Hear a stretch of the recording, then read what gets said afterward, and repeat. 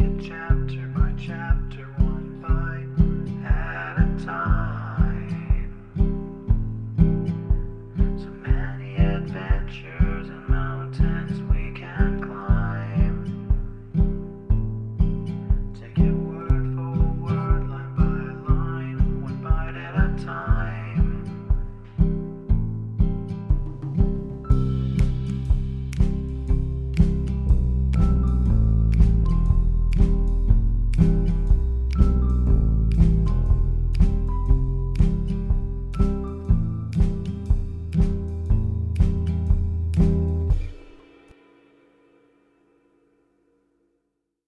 Welcome to Bite at a Time Books, where we read you your favorite classics one bite at a time.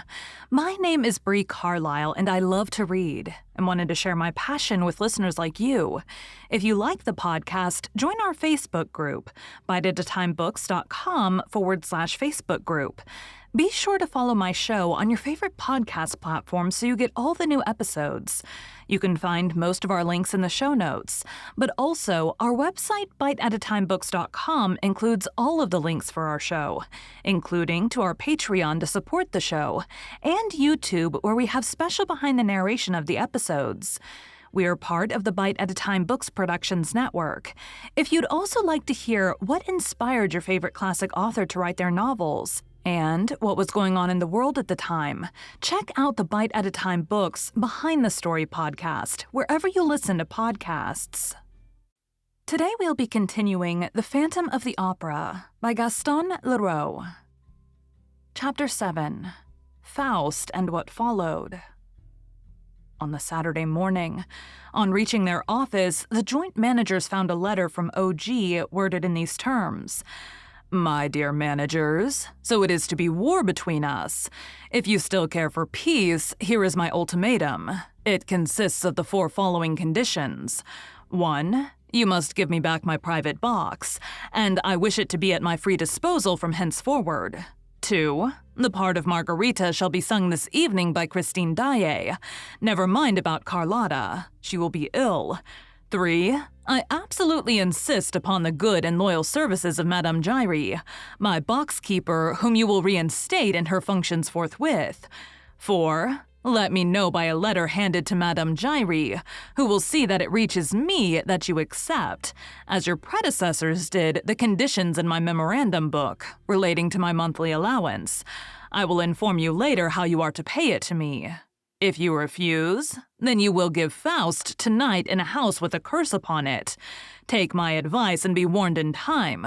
O.G. Look here, I'm getting sick of him, shouted Richard, bringing his fists down on his office table. Just then Mercier, the acting manager, entered. Lachenal would like to see one of you gentlemen, he said. He says that his business is urgent and he seems quite upset. Who's Lachenal? Asked Richard. He's your stud groom. What do you mean, my stud groom? Yes, sir, explained Mercier. There are several grooms at the opera, and Monsieur Lachenal is at the head of them. And what does this groom do? He has the chief management of the stable. What stable? Why, yours, sir. The stable of the opera. Is there a stable at the opera? Upon my word, I didn't know. Where is it? In the cellars on the rotunda side. It's a very important department. We have 12 horses. 12 horses? And what for, in heaven's name? Why, we want trained horses for the processions in the Juve, the Profeta, and so on. Horses used to the boards. It is the groom's business to teach them. Monsieur Lachenal is very clever at it. He used to manage Franconi's stables. Very well, but what does he want? I don't know. I never saw him in such a state. He can come in. Monsieur Lachenal came in, carrying a riding whip with which he struck his right boot in an irritable manner. Good morning, Monsieur Lachenal, said Richard, somewhat impressed. To what do we owe the honor of your visit? Mr. Manager, I've come to ask you to get rid of the whole stable. What? You want to get rid of our horses? I'm not talking of the horses, but of the stablemen. How many stablemen do you have, Monsieur Lachenal? 6 stablemen. That's at least 2 too many. These are places, Mercier interposed, created and forced upon us by the Undersecretary for Fine Arts. They are filled by protégés of the government. And if I may venture to, I don't care a hang for the government, roared Richard. We don't need more than 4 stablemen for 12 horses. 11, said the head riding master, correcting him.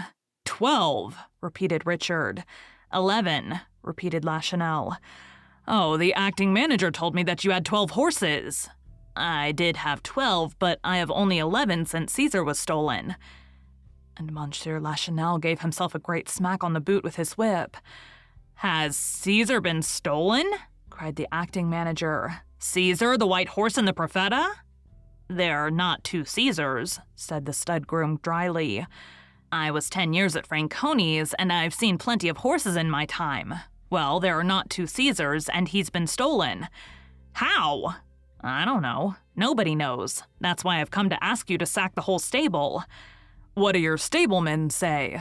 All sorts of nonsense. Some of them accuse the supers. Others pretend that it's the acting manager's doorkeeper. My doorkeeper? I'll answer for him as I would for myself, protested Mercier. But after all, Monsieur Lachenel, cried Richard, you must have some idea. Yes, I have, Monsieur Lachenel declared. I have an idea, and I'll tell you what it is. There's no doubt about it in my mind. He walked up to the 2 managers and whispered, It's the ghost who did the trick. Richard gave a jump.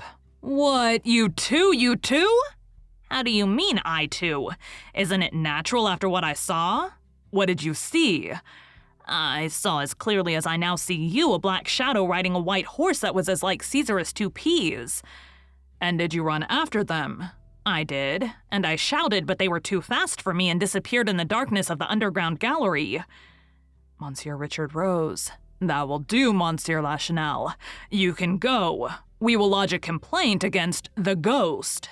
And sack my sable? Oh, of course. Good morning. Monsieur Lachenel bowed and withdrew. Richard foamed at the mouth. Settle that idiot's account at once, please. He's a friend of the government representatives, Mercier ventured to say.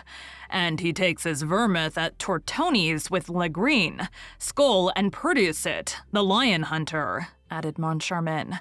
We shall have the whole press against us. He'll tell the story of the ghost, and everybody will be laughing at our expense. We may as well be dead as ridiculous. All right, say no more about it. At that moment, the door opened.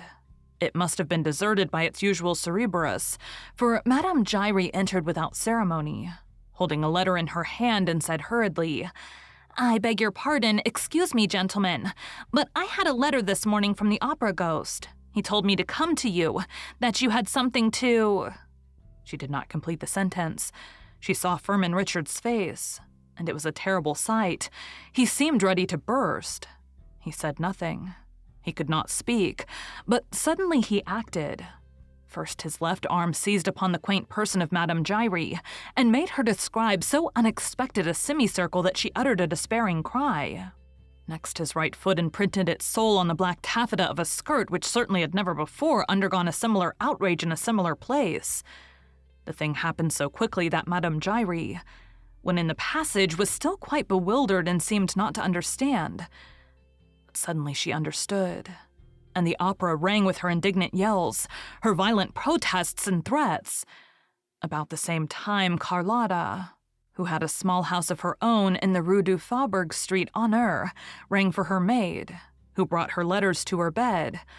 Among them was an anonymous missive, written in red ink in a hesitating, clumsy hand, which ran, If you appear tonight, you must be prepared for a great misfortune. At the moment when you open your mouth to sing, a misfortune worse than death. The letter took away Carlotta's appetite for breakfast. She pushed back her chocolate, sat up in bed, and thought hard. It was not the first letter of the kind which she had received, but she had never had one couched in such threatening terms. She thought herself, at the time, the victim of 1,000 jealous attempts, and went about saying that she had a secret enemy who had sworn to ruin her. She pretended that a wicked plot was being hatched against her, a cabal which would come to a head one of these days. But she added that she was not the woman to be intimidated. The truth is that, if there was a cabal, it was led by Carlotta herself against poor Christine. who had no suspicion of it. Carlotta had never forgiven Christine for the triumph which she had achieved when taking her place at a moment's notice. When Carlotta heard of the astounding reception bestowed upon her understudy, she was at once cured of an incipient attack of bronchitis and a bad fit of sulking against the management and lost the slightest inclination to shirk her duties. From that time, she worked with all her might to smother her rival, enlisting the services of influential friends to persuade the managers not to give Christine an opportunity for a fresh triumph. Certain newspapers which had begun to extol the talent of Christine now interested themselves only in the fame of Carlotta. Lastly, in the theater itself, the celebrated but heartless and soulless diva made the most scandalous remarks about Christine and tried to cause her endless minor unpleasantness. When Carlotta had finished thinking over the threat contained in the strange letter, she got up. "We shall see," she said, adding a few oaths in her native Spanish with a very determined air.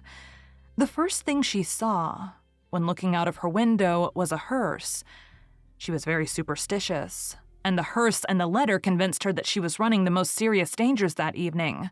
She collected all her supporters, told them that she was threatened at that evening's performance with a plot organized by Christine Daae, and declared that they must play a trick upon that chit by filling the house with her, Carlotta's admirers. She had no lack of them, had she? She relied upon them to hold themselves prepared for any eventuality and to silence the adversaries, if, as she feared, they created a disturbance. Monsieur Richard's private secretary called to ask after the diva's health, and returned with the assurance that she was perfectly well, and that, were she dying, she would sing the part of Margarita that evening. The secretary urged her, in his chief's name, to commit no imprudence, to stay at home all day and be careful of drafts. And Carlotta could not help, after he had gone, comparing this unusual and unexpected advice with the threats contained in the letter. It was 5 o'clock when the post brought a second anonymous letter in the same hand as the first. It was short and said simply, "You have a bad cold. If you are wise, you will see that it is madness to try to sing tonight." Carlotta sneered, shrugged her handsome shoulders, and sang 2 or 3 notes to reassure herself. Her friends were faithful to their promise. They were all at the opera that night, but looked round in vain for the fierce conspirators whom they were instructed to suppress. The only unusual thing was the presence of Monsieur Richard and Monsieur Moncharmin in Box 5. Carlotta's friends thought that, perhaps, the managers had wind on their side of the proposed disturbance, and that they had determined to be in the house, so as to stop it then and there. But this was unjustifiable supposition, as the reader knows Monsieur Richard and Monsieur Moncharmin were thinking of nothing but their ghost. In vain do I call through my vigil weary, on creation and its Lord. Never reply will break the silence dreary, no sign, no single word. The famous baritone Carolus Fanta had hardly finished Dr. Faust's first appeal to the powers of darkness when Monsieur Firmin Richard, who was sitting in the ghost's own chair, the front chair on the right, leaned over to his partner and asked him chaffingly, "Well, has the ghost whispered a word in your ear yet?" "Wait, don't be in such a hurry," replied Monsieur Armand Moncharmin in the same gay tone. "Their performance has only begun, and you know that the ghost does not usually come until the middle of the first act." The first act passed without incident, which did not surprise Carlotta's friends, because Margarita does not sing in this act. As for the managers, they looked at each other when the curtain fell. "That's one," said Moncharmin. "Yes, the ghost is late," said Firmin Richard. "It's not a bad house," said Moncharmin, "for a house with a curse on it."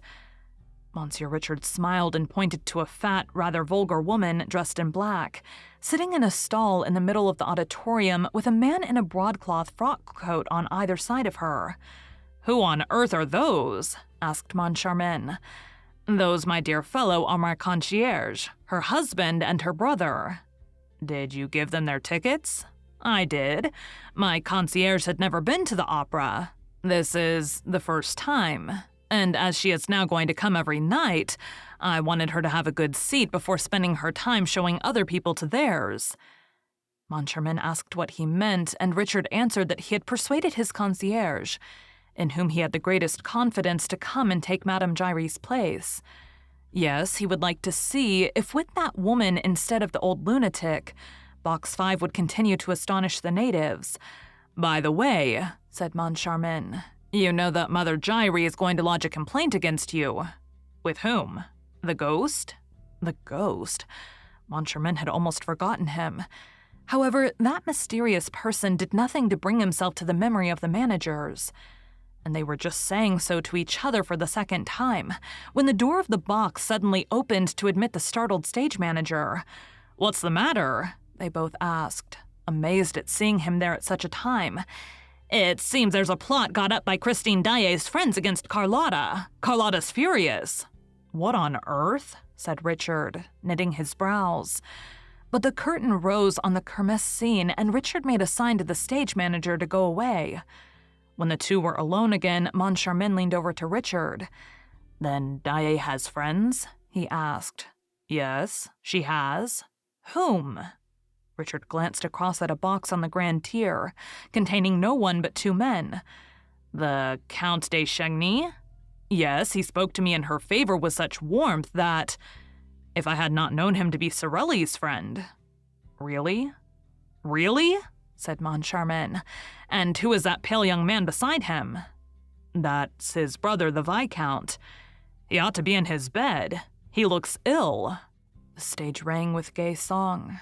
"Red or white liquor, coarse or fine, what can it matter so we have wine?"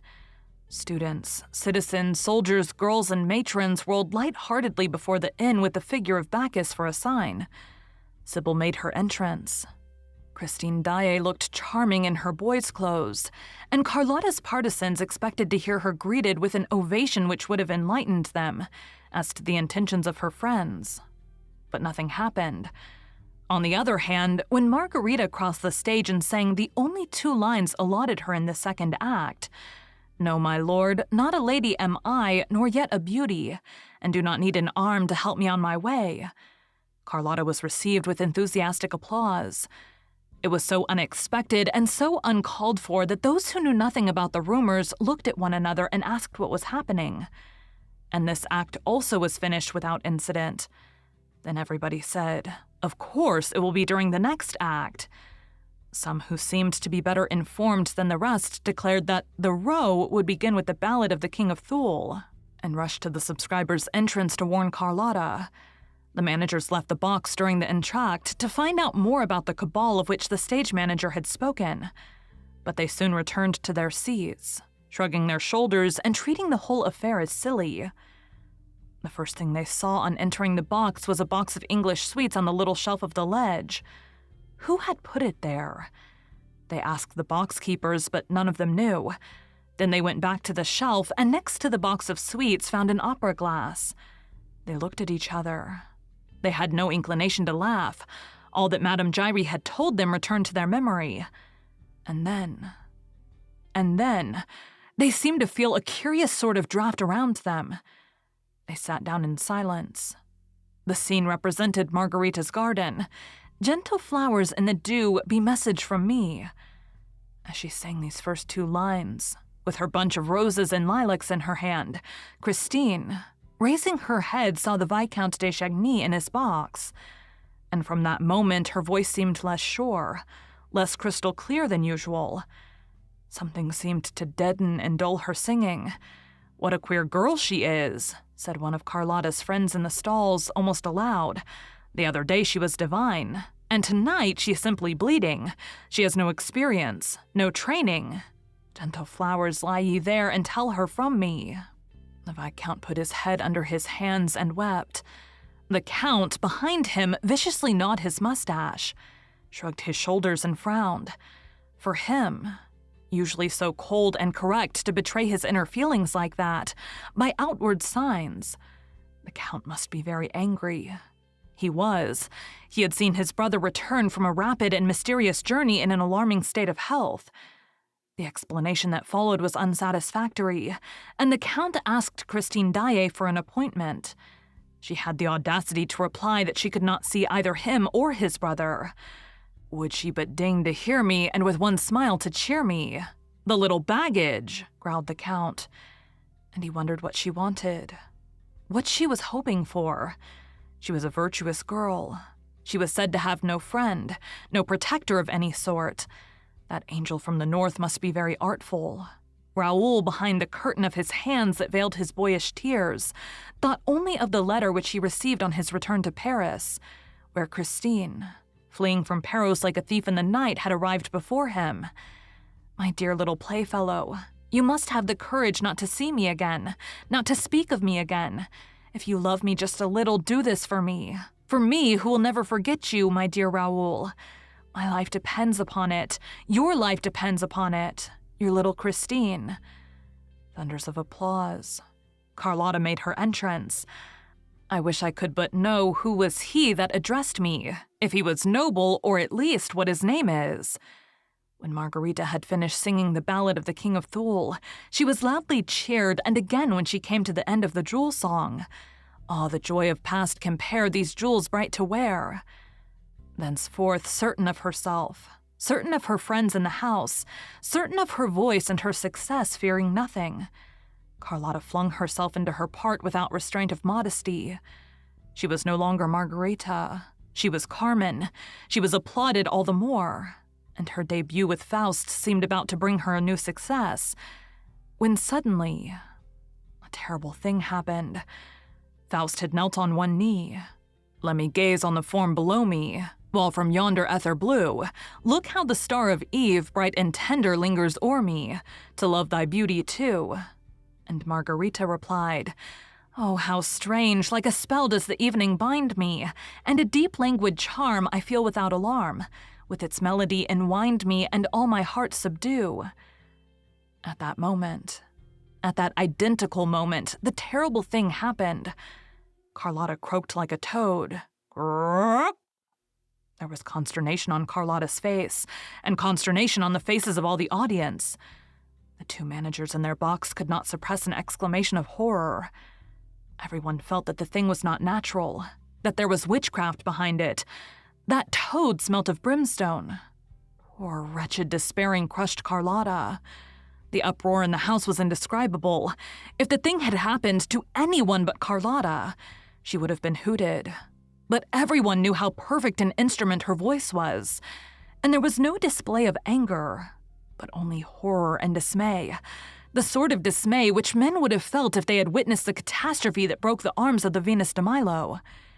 And even then they would have seen and understood, but here that toad was incomprehensible.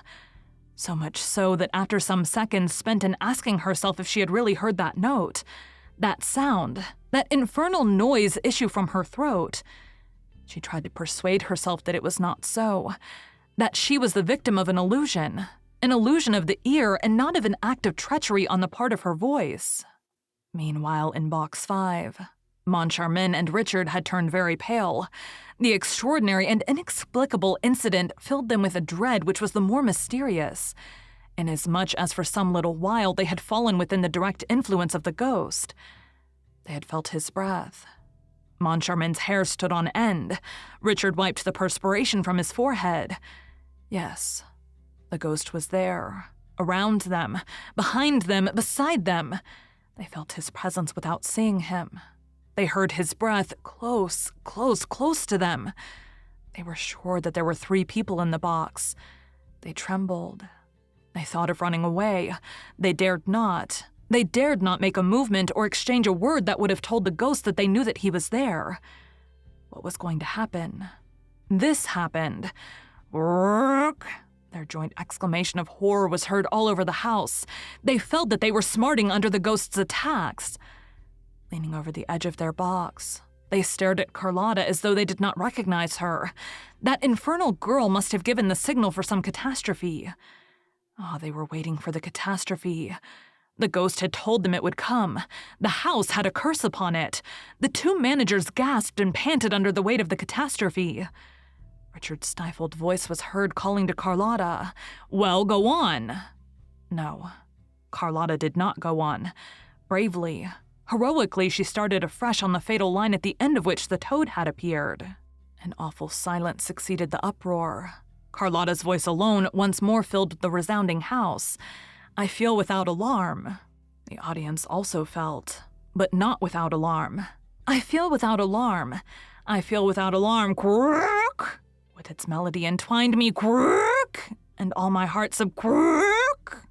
The toad also had started afresh. The house broke into a wild tumult. The two managers collapsed in their chairs and dared not even turn round. They had not the strength. The ghost was chuckling behind their backs, and at last they distinctly heard his voice in their right ears. The impossible voice, the mouthless voice saying, "She is singing tonight to bring the chandelier down." With one accord, they raised their eyes to the ceiling and uttered a terrible cry. The chandelier.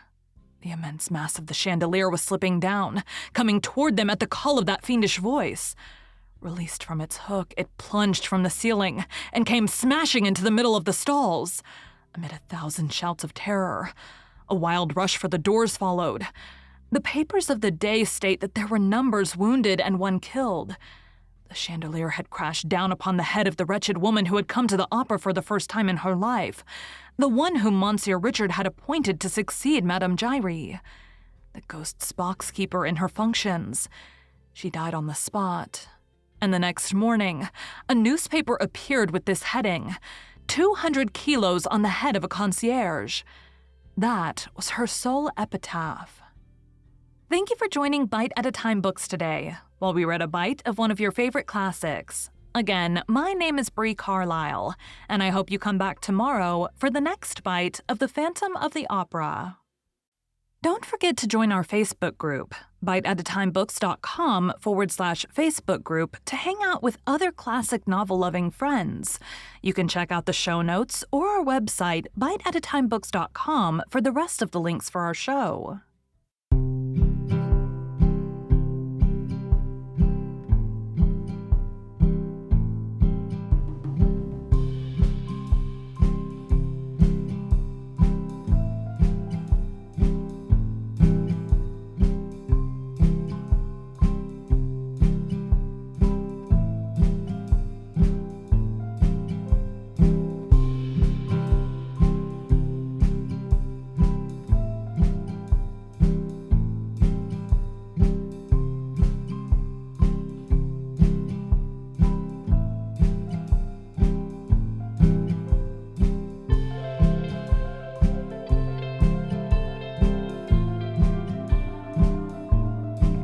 Take a look in the book and let's see what we can find. Taking chapter by chapter, one bite at a time.